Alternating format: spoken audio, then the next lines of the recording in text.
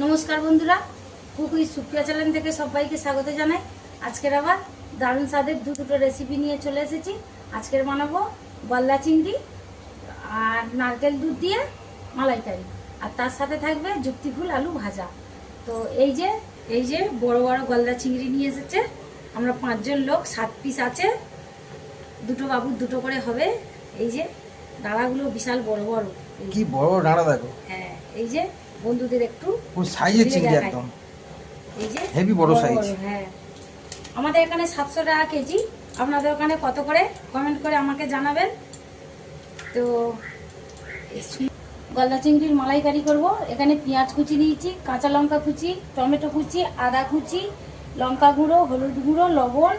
এখানে নিয়েছি সাদা সরিষা, ছোট এলাচ, আর এখানে নিয়েছি কাজু বাদাম, সাইজের নারকেল দুধ দিয়ে চিংড়ির মালাইকারি বানাবো।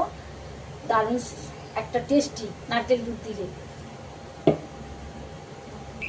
আর তার সঙ্গে থাকবে যুক্তি ফুল আলু ভাজা।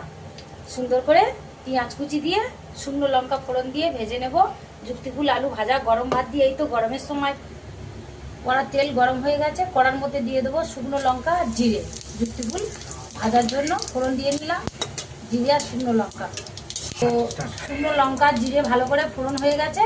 তো আমি আলু আর যুক্তি ফুল আলু ভাজা কিংবা ঢাকা দিয়ে লালালি দিয়ে দুটো চিংড়ি মাছ, আলু আর যুক্তি ফুল একসঙ্গে ভেজে নিলাম। দিয়ে দেবো স্বাদ মতো লবণ, অল্প করে একটু লবণ দেবো।